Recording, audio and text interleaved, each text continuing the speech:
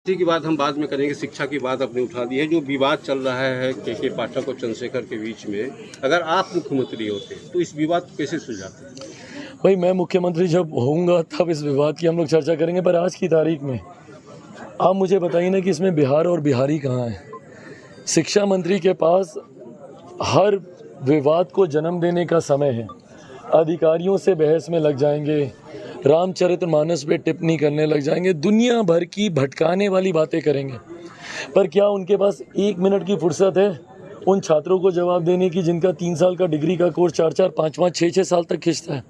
क्या उनके पास फुर्सत है उन अभ्यर्थियों से बात करने की जिनको कभी आपने सीटेट के माध्यम से लटकाया, बीटेट के माध्यम से लटकाया, फिर बीपीएससी का बहाना दे के आपने लटकाया, और अब जब वो सारी चीज़ें कर ली हैं तो उसके बाद आपने डोमिसाइल नीति हटा दी?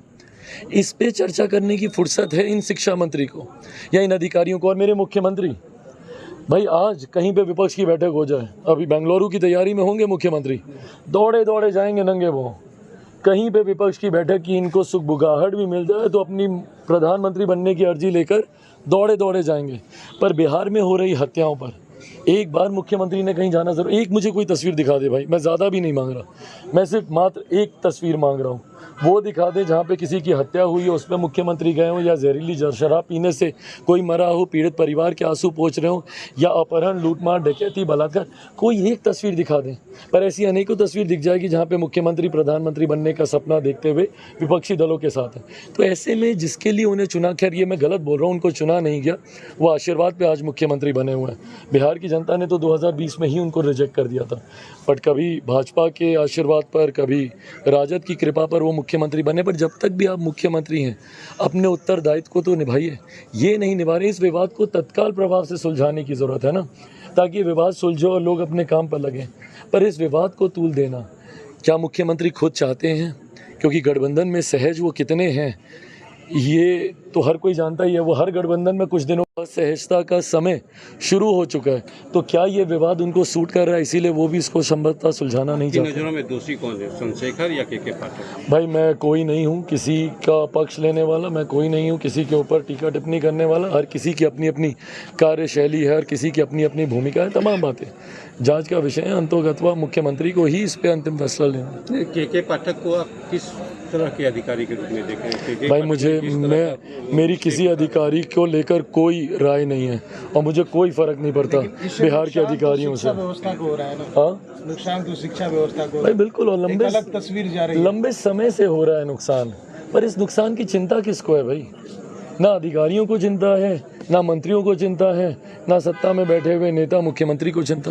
अच्छा, महाराष्ट्र में जो खेला हुआ जिस तरह से एनसीपी की टूट हुई, क्या बिहार में भी लग रहा है? भाई होना तो ज़रूर चाहिए, बिहार में भी क्यों नहीं हो। मुख्यमंत्री के जितने सांसद विधायक हैं, मैं नेताओं की तो बात छोड़ ही दीजिए, वो तो निकल ही रहे हैं, पर सांसद और विधायक क्या है, वो दल बदल कानून से बंधे होते हैं, तो उनके पास एक आंकड़ा होना ज़रूरी है निकलने के लिए। नेताओं को तो आपने देख ही लिया, उनके संसदीय बोर्ड के अध्यक्ष निकल गए, उपेंद्र जी, आरसीपी जी निकल गए, गठबंधन के साथी भी निकल रहे हैं, माझी जी निकल गए। पर सांसद और विधायकों में जो आक्रोश है, आक्रोश का कारण है भाई, ये सांसद जो उनकी पार्टी के जीते हुए हैं वो कैसे जीते? 2019 में उस वक्त के महागठबंधन के प्रत्याशियों को हराकर वो जीते। विधायक इनके 40, 42, 43 जो भी रह गए तीसरे नंबर की पार्टी के, वो कैसे जीते? वो उस वक्त के महागठबंधन के प्रत्याशियों को हराकर जीते। तो ऐसे में जब चुनाव समय करीब आ रहा है तो उनको पता है कि उसी गठबंधन में कई और घटक दल के मजबूत प्रत्याशी पहले से अपनी दावेदारी पेश कर रहे हैं। तो ऐसे में इन लोगों को चुनाव लड़ने का मौका मिलेगा कि नहीं मिलेगा, बहुत बड़ा प्रश्न चिन्ह है। तो इसीलिए सब अपनी अपनी राहें तलाश रहे हैं, अपने अपने बेहतर भविष्य। और दूसरी बात भैया, मुख्यमंत्री के नाम पर अब नेगेटिव वोटिंग होती है। कोई मुख्यमंत्री की पार्टी से उनके सिंबल पे चुनाव लड़कर जीत जाए, बहुत कठिन होने वाला। पिछली बार तो आधे से ज़्यादा प्रत्याशी हार गए थे, इस बार बच्चे कुछ भी हारे। आपके टच में कितने लोग हैं?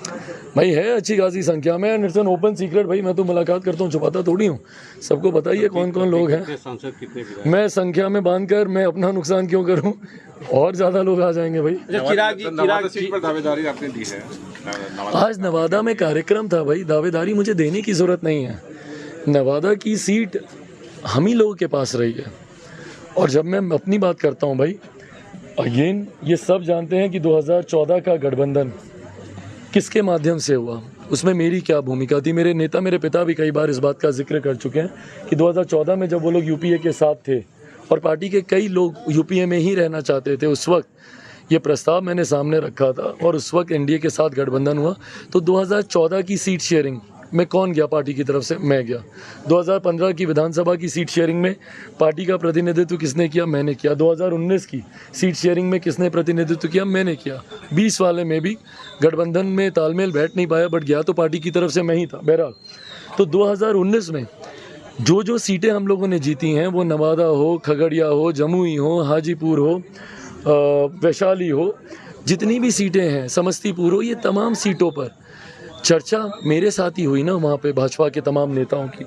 तो ये सीट पहले से ही हम लोगों के पास है और इस बार पुनः, इसमें मुझे कहीं कोई संदेह नहीं है कि हम लोग पुनः नवादा से लोक जनशक्ति पार्टी रामविलास का ही प्रत्याशी वहाँ से चुनाव लड़ेगा और हम लोग उसकी तैयारी में लग गए हैं।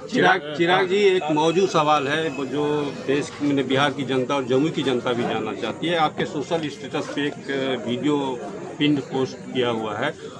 उस वीडियो के बाद एक बयान आपका हाजीपुर में 5 जुलाई का, उसको लेके क्या कहा जाए? चिराग पासवान जम्मू से चुनाव लड़ेंगे या हाजीपुर से चुनाव? ये फैसला, अंतिम फैसला, ये पार्टी के संसदीय बोर्ड को ही करना है। पार्टी को ही ये फैसला लेना है कि हाजीपुर से कौन चुनाव लड़ेगा, जमुई से कौन चुनाव लड़ेगा, ये पार्टी का संसदीय बोर्ड ही तय करेगा। पर इतना ज़रूर है, जो पिन पोस्ट वाले वीडियो की आप हमारे ट्विटर पे बात कर रहे हैं, उसमें हमारे नेता के कुछ लोग हैं जो दावेदारी करते हैं कि भैया हमको बना कर गए थे, हमको वो कर गए थे। उसमें साफ तौर पर मेरे नेता, मेरे पिता कह रहे हैं कि वो चाहते थे कि चिराग हाजीपुर से चुनाव लड़े। पर अब उनके नहीं रहने के बाद 2024 में लोकसभा के चुनाव में हाजीपुर और जमुई से कौन कौन प्रत्याशी होंगे, हम कहां से चुनाव लड़ेंगे, ये फैसला पार्टी का संसदीय बोर्ड। आपका एक बयान लोग पूछते हैं कि चिराग पासवान ने जमुई में एक बयान दिया था कि हम जवानी में आए हैं, बुढ़ापे में जाएंगे। बिल्कुल, इसको चिराग पासवान भाई, इस बात को इसको आप गांठ बांध लीजिए। हम युवा व्यवस्था में आए थे और बुजुर्ग होकर ही हम यहाँ से जाएंगे। देखिए, संबंध सिर्फ राजनीतिक नहीं होते हैं। कितने ऐसे परिवार हैं आप सबके साथ, ये मेरे व्यक्तिगत संबंध हैं। सुख दुख में खड़े होना एक दूसरे के लिए, ये मैंने पिछले 8 सालों में, 9 सालों में मैंने कमाया है। मैं सिर्फ राजनीतिक दृष्टि से मैंने कभी जमुई को नहीं देखा, एक सांसद के तौर पे मैंने कभी जमुई को नहीं देखा। अपने आप को हमेशा जमुई का बेटा, आप सबका भाई, भतीजा बोलता हूँ तो कभी कभी डर लगता है इस रिश्ते से, बट बहरहाल अपना ही सबको मैंने यहाँ पर समझा है। वो संबंध मेरे मरते दम तक रहेगा, उसको मुझसे कोई अलग नहीं कर सकता। गिरफ्तारी की तलवार लटक रही है, ये कानूनी प्रक्रिया है। अब मैं मानता हूँ कि अगर किसी ने कुछ गलत नहीं किया तो उन्हें डरने की ज़रूरत नहीं है।